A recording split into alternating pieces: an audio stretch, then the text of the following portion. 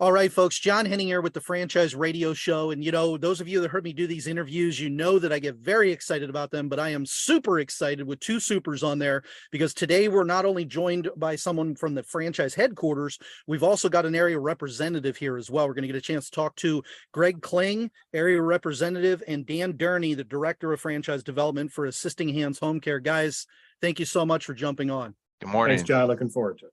Yeah, my pleasure. I am there was two supers in there in case you didn't catch that. Okay. So look, before we get into the franchise stuff, if anybody's ever listened to any of our interviews, they know that I like to focus in on people do business with people, right? And so we'll get to the business stuff in just a minute. But if each of you could just take just 1 minute or less and just kind of give us a who you are, tell us a little bit about yourself personally. Well, my name's Dan Durney. I live in Arizona. Just had our 14th grandchild was born last month, and I have a side gig that I do stand-up comedy and have a show. In fact, sometimes I do with one of my daughters. We have 5 daughters, and one of them's a singer, so we do some shows sometimes together, comedy, music, etc. Good deal. Good deal. So you don't care if you're funny as long as you think you're funny, right? That's all that counts. Exactly. Right. All right. How about you, Greg? So I've got a wife and 3 kids, and they're fantastic. And we live in the Cincinnati, Ohio area. That's pretty much home. I've got a son who's actually in the Peace Corps in Peru right now, so we miss him. But love to ride motorcycles, love to ride bicycles, and that's pretty much it. You're not a comedian too? I am not a comedian. Okay. I just wanted to clarify that.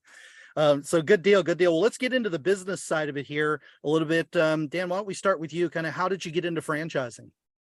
Well, after my 17-year career in IT, actually near the tail end of it, I was introduced to franchise development and was actually asked to do some IT stuff for the person, a spreadsheet and a website, etc. And I was being taught the franchise business for a year and a half. And that at that time, my franchise income part-time franchise income equaled my full-time IT income. And so made it pretty obvious and made the switch and haven't looked back. And this is my 20th year in franchising. Good deal. How about you, Greg? How did you get involved in franchising? Yeah, so I had always had the bug to start a business. I had tried a couple of different times, looked at some different things. And my wife and I were just at the right moment in our careers that we thought it made a lot of sense to go do it. And this was the time. And we had a life experience that led us towards assisting hands in terms of senior care. And so we kind of made the jump and never looked back. We love it. Imagine that's a fairly common story. I think Dan and I had talked about this before. I had a very similar situation as well with my wife's mom. So, hey, before we go any further, I just want to clarify something here, guys. Dan, could you just maybe explain for just a minute, what is an area representative with assisting hands home care? So in franchising, there are basically 4 levels. You have a single unit ownership. Then you have multi-unit ownership, which could be in different geographies and even amongst different brands. Third level is commonly known as an area developer, which is really a multi-unit owner that is focused on developing X number of units of a particular brand in a protected geography. The 4th level is an area representative, sometimes also known as area developer, so there's a little confusion there at times, and also often referred to as a master franchise. And this scenario is where you have someone who acquires the development rights for a brand of, say, 4 to 6 million in population and 15 to 25 units. They will typically have opened 1 unit to learn the business, and then they will help recruit and, more importantly, mentor and coach the other franchisees. And for that, they share in the royalties and the franchise fees. And that's why I asked, because I knew that different folks use different terminology for the area developer, area rep, master franchise. That's why I wanted to clarify that before we really jumped into the business side. Back in the day, originally it was known as regional developer. Yeah, I remember those days. Yeah, that's saying something. Hey, let's talk about the history of the company. Kind of, what do you do? Who you are as a company? How did the company get to where it is? Like, how did it get started as a franchise company itself? So I was with a franchise development company at the time that the founder started a company called Care Corner in Phoenix, Arizona market. And in 3 years, she had built it up to about 5 million in gross revenue, a couple of offices, a couple hundred caregivers.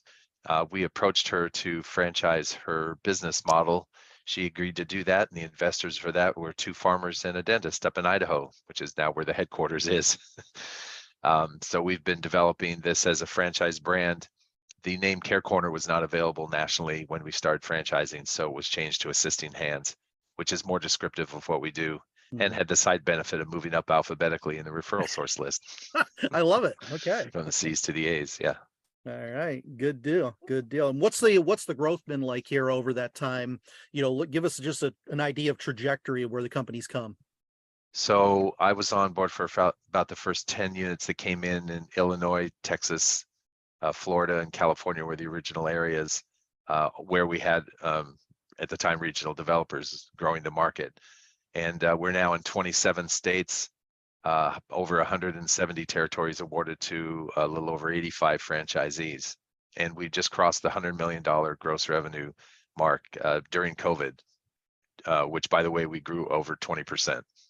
That is a testament. I love hearing regular growth stories, but that trajectory just warms my heart. So in franchising, I love seeing the steady growth and the healthy growth, of course, that we're all looking for. And then, even in a tougher time, you were still able to grow the business as well. That's pretty Absolutely exciting. Good deal. Can you share with us a little bit about the uniqueness of your franchise opportunity? What really sets you apart in the senior space, right, of the industry? What really sets you guys apart? Well, I'll speak from the franchise development side, and then we'll have Greg talk about it at the ground level. I would have to say probably four things that separate us apart. Number one would be our family culture. We have a very strong family culture in Assisting Hands, which actually turns into an extra layer of support. And then our second is a strong use of technology that helps minimize a lot of back office accounting, schedule optimization, things like that. Our third would be our area rep program, because it's a benefit for the franchisees that are in a market where there's an area rep to provide an extra layer of support from a local area rep there. And then the fourth I would refer to as our flexibility, because we do not micromanage our franchisees' businesses. The core business is in-home, non-medical, targeted to seniors.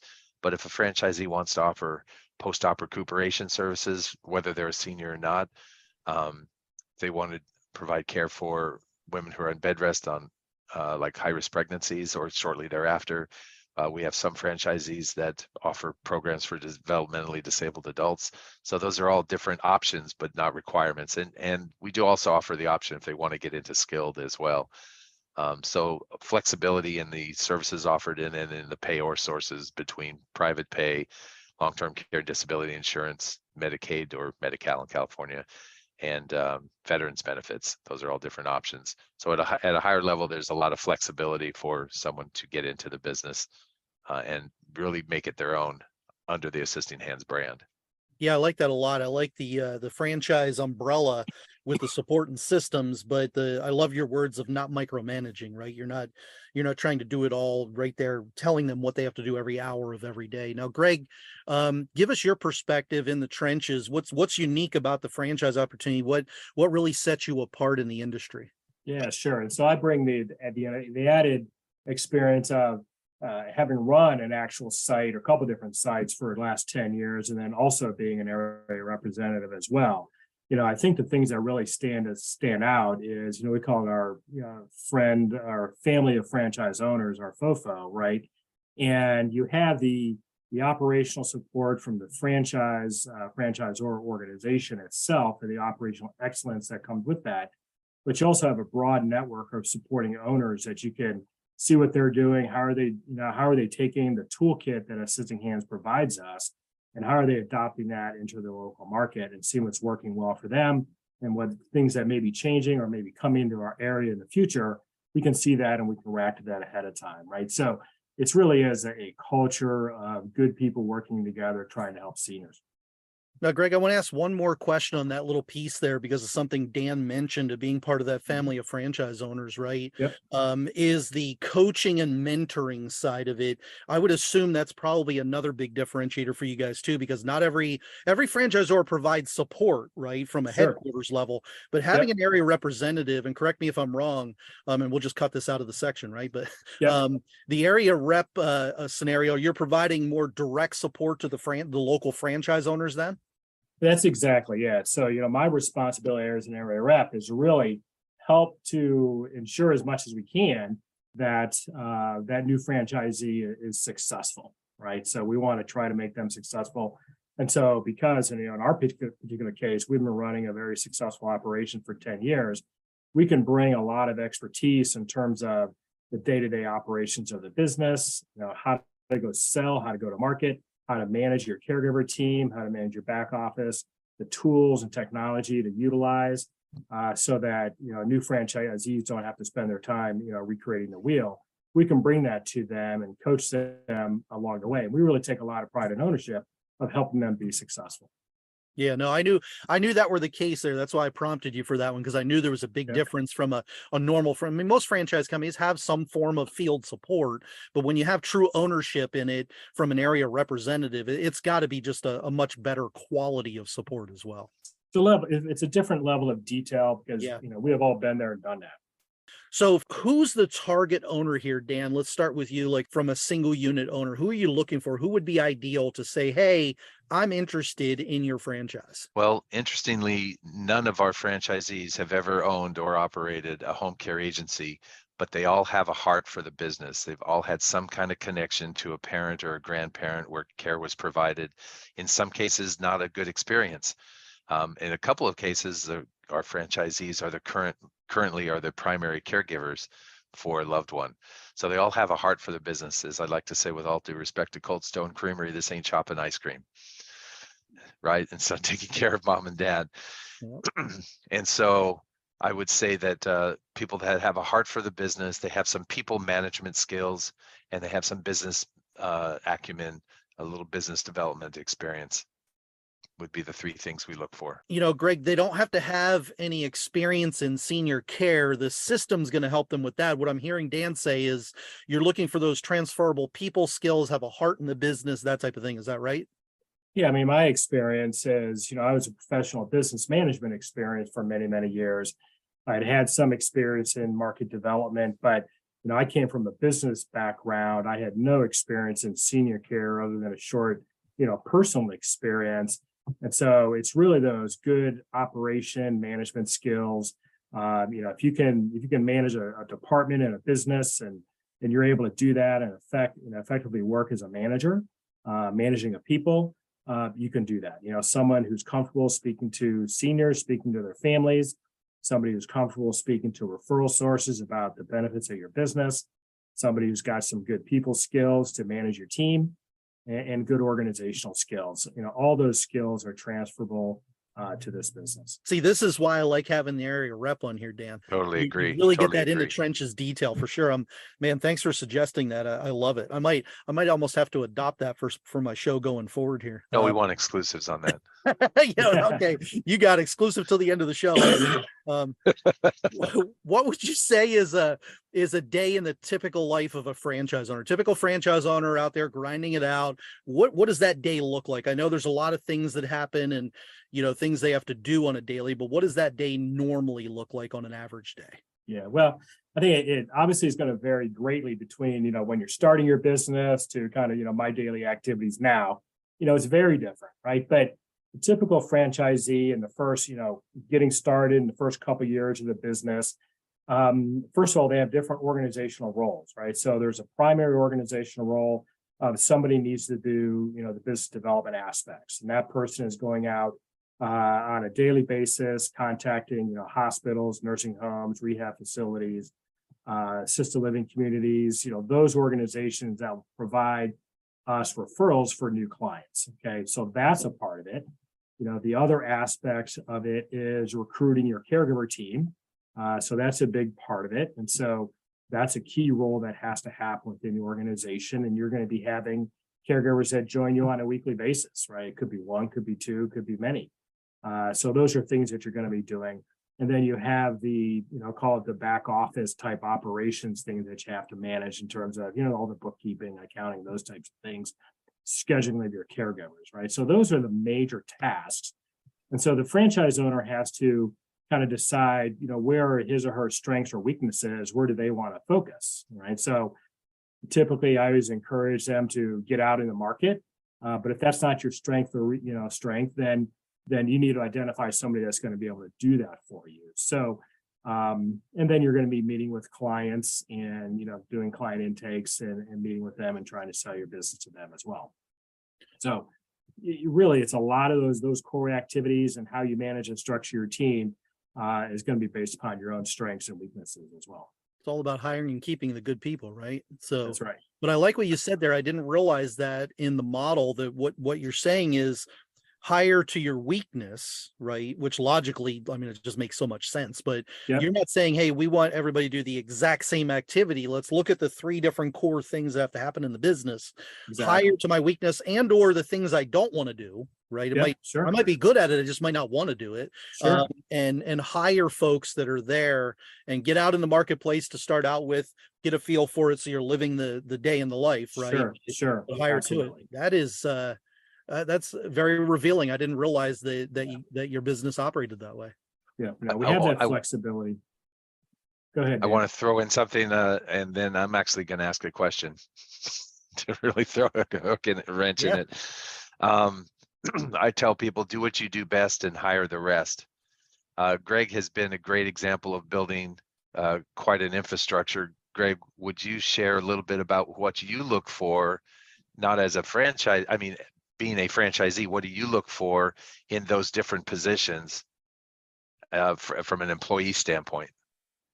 Well, so from an employee standpoint, as again, we're larger, so it's a little bit of a different, different model, right? But in terms of, say, business development people, we're looking for people who have great ability to create opportunities, get a meeting, create opportunities, and then organize and manage accounts, right? So I need to be somebody who's outgoing, somebody who's energetic, somebody who's quick to make decisions and very, very active.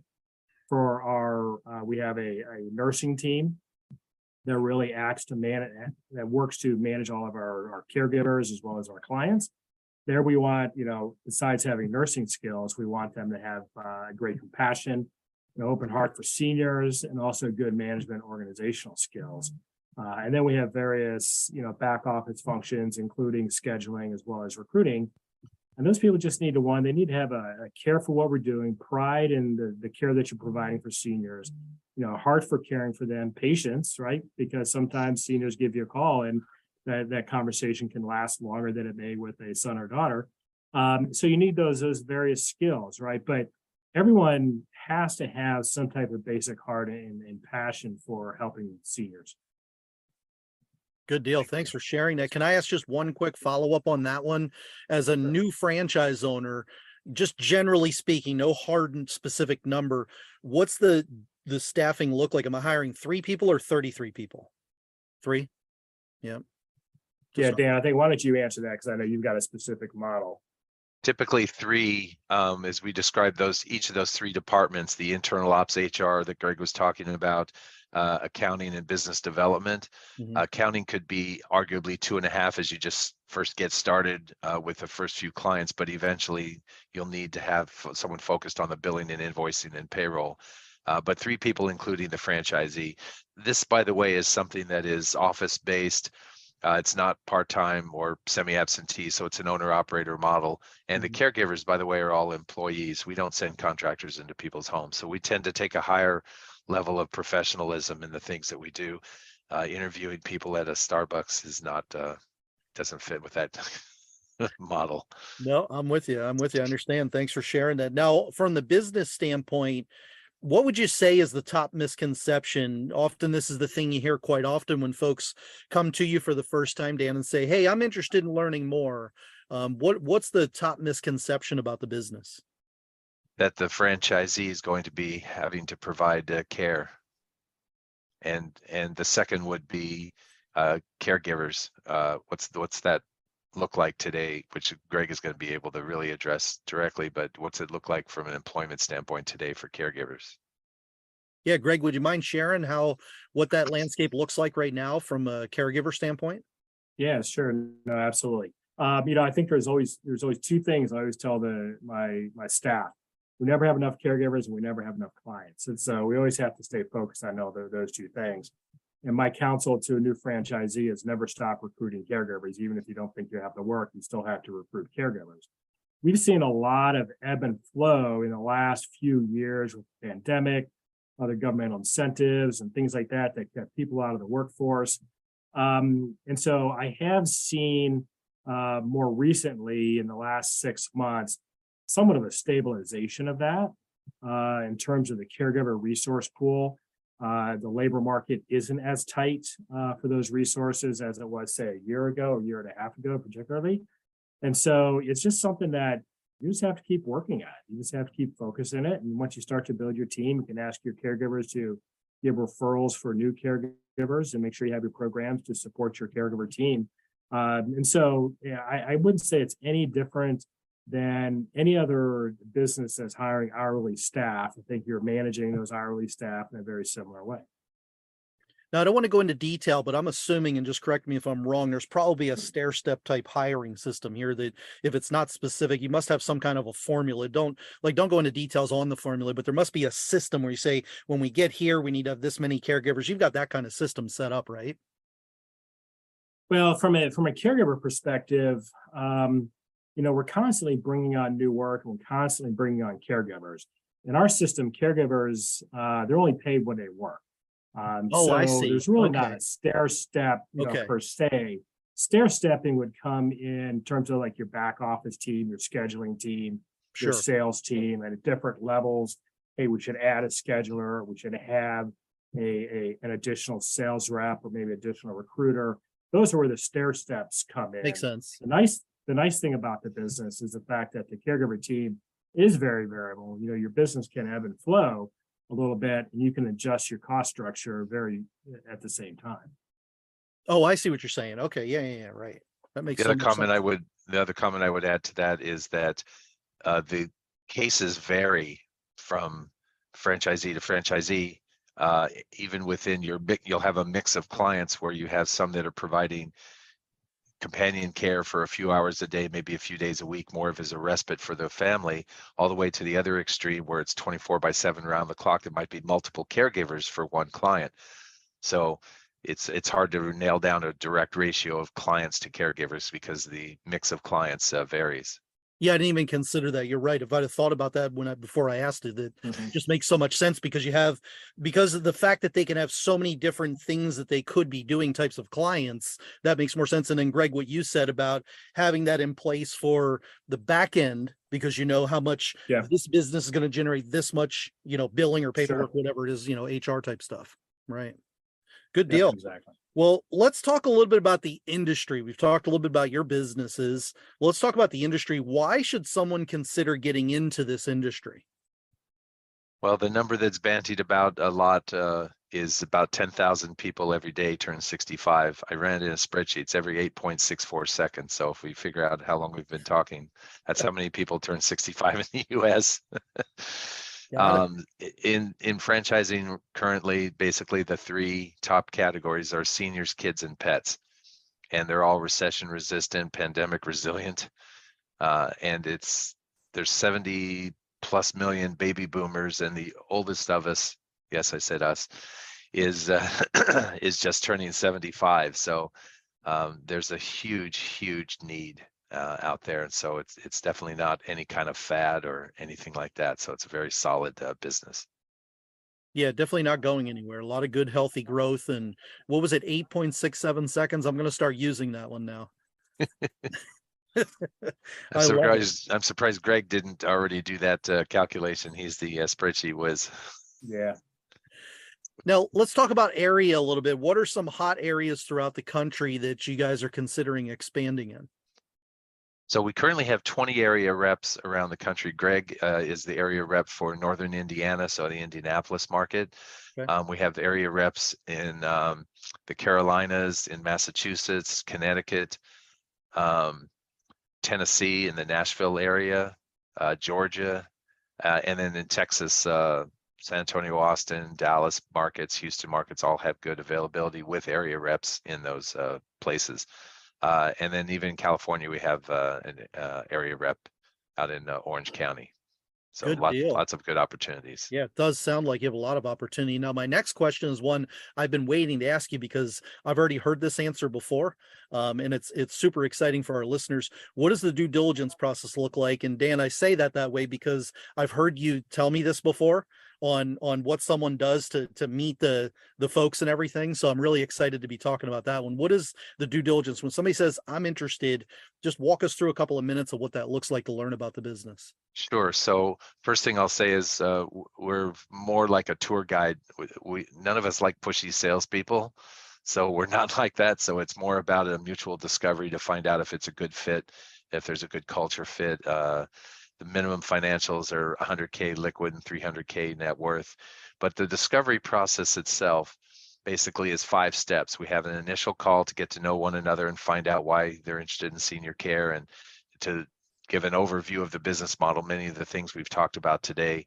We also get into the territories and the investment, our onboarding process, and what differentiates Assisting Hands. So then the next step is they are sent a disclosure document, the FDD, which is a fun little booklet to read there, a couple hundred pages from everybody. But we go through get their questions answered about the agreements, et cetera, in the business model. Then the third step, because there's licensure in this industry, many states have required licensure for home care, even non-medical.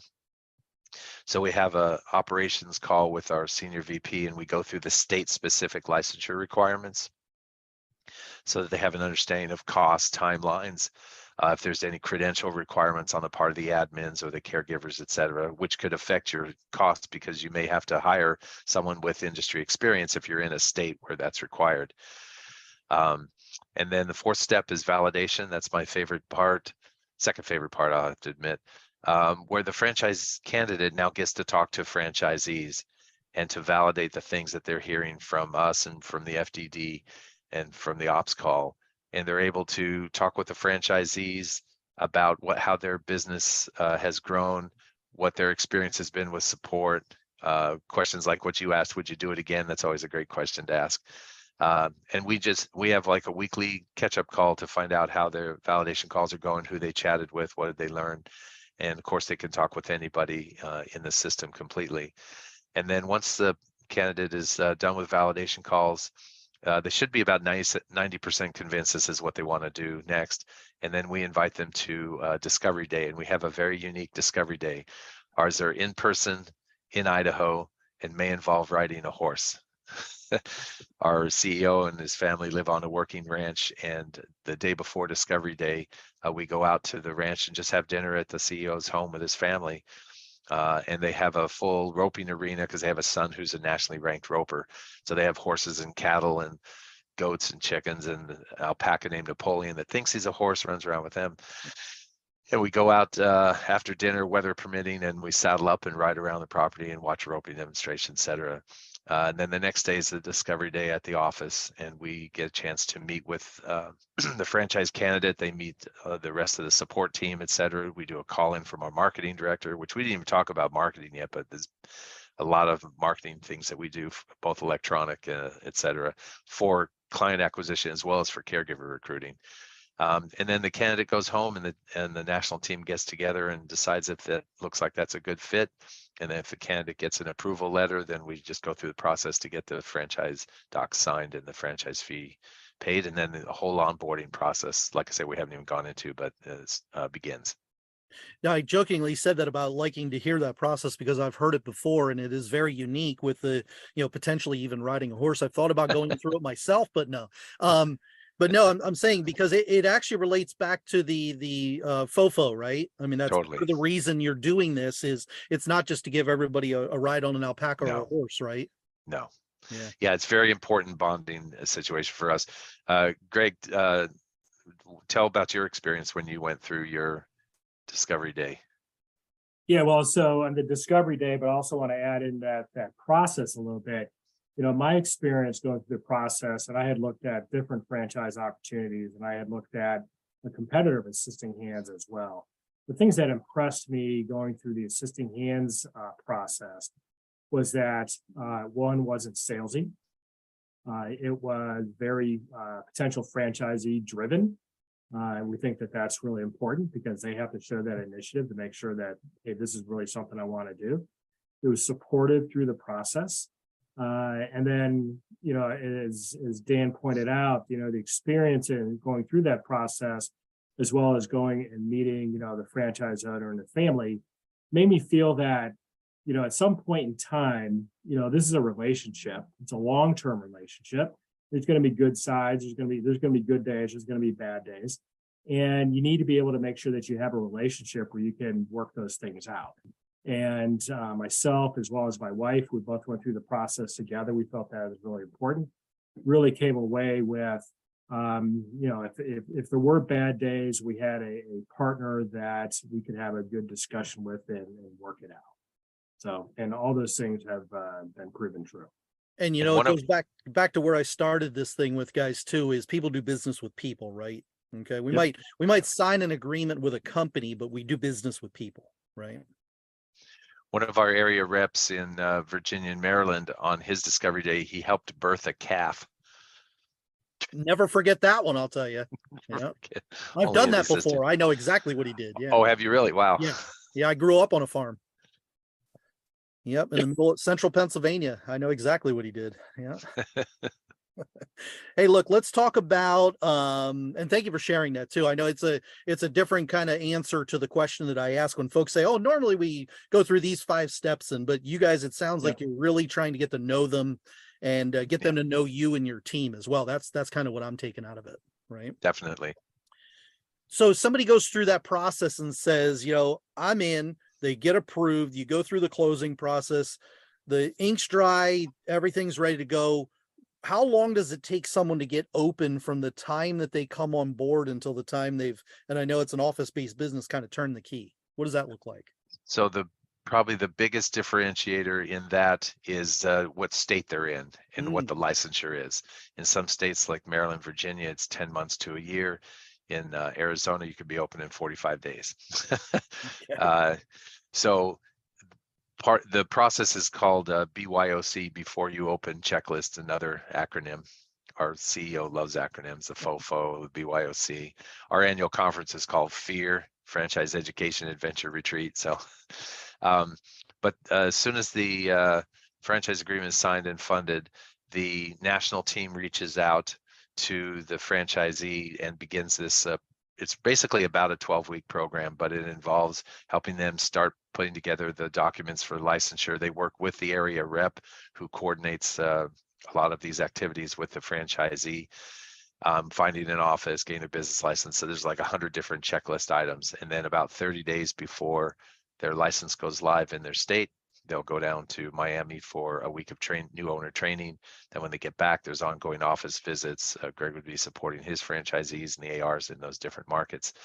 And then they have vendor training and then marketing initiatives where they launch their market. We do the website and all the social media for the franchisee. And we have a marketing director that works one-on-one with each of the franchisees to put together their market launch and ongoing activities, et cetera. So a lot of hand-holding and support to get started. But to answer the question, it totally depends on where they are.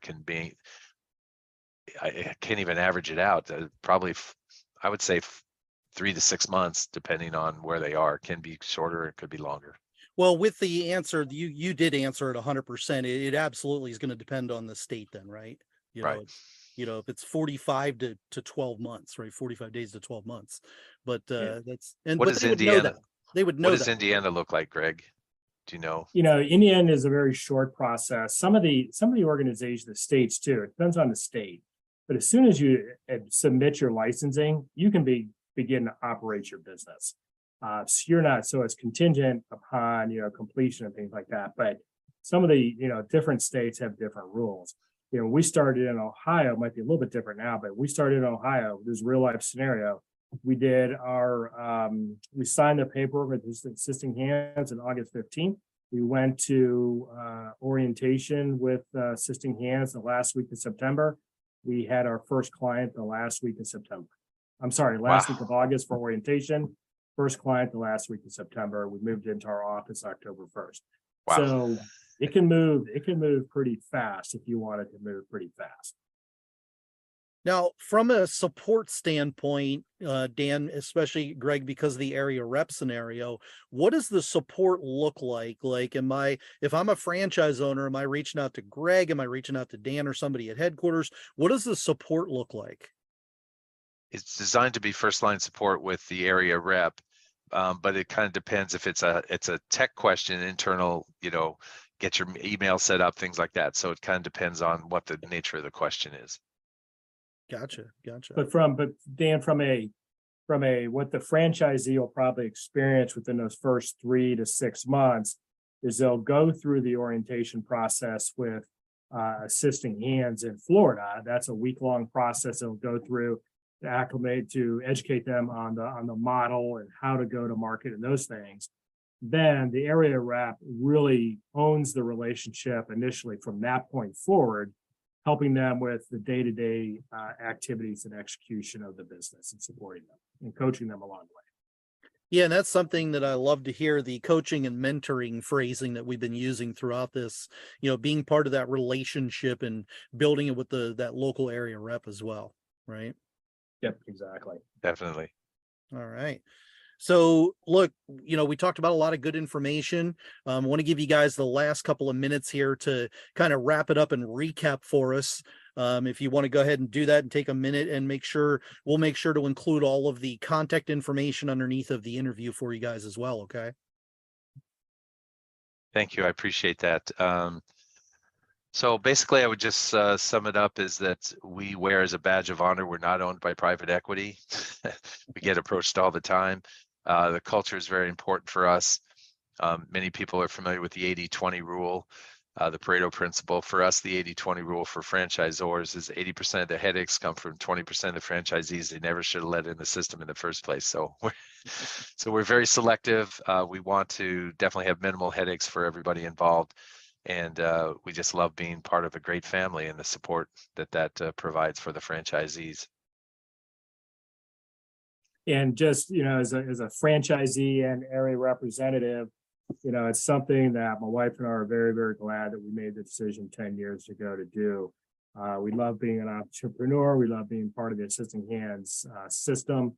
We love being a part of the local business community and helping a whole bunch of people along the way. So it can be a very, very fulfilling experience. And Dan, why don't you let our listeners know what's the best way to reach out to you guys? Where should they take the first step? What should they do to say, hey, I'm interested? Well, they could definitely visit our website, assistinghands.com. There's a link for people interested in franchising. There's a little chat bot that pops up if they express an interest in a particular area. It'll take them through that process. It's the same chatbot that asks whether they're looking for a job or also looking for care for a loved one. Or they can, that's probably the best way to do that, or they can text the word care to 888-745-2844. That'll get them my business card. All right, we'll make sure to include all that information here underneath the interview for you guys as well, including a direct link and everything. So, all right, good deal. So my pleasure, guys, man. This has been a great interview. I don't often get a chance to talk with franchise owners, which was super exciting for me, and the area rep model as well. So we've got Greg Kling, area representative, Dan Durney, director of franchise development at Assisting Hands Home Care. Guys, thank you so much. Thank you, John. Thank you. And folks, if you're listening in, make sure you let these guys know you heard about them on the Franchise Radio Show. We'd appreciate that.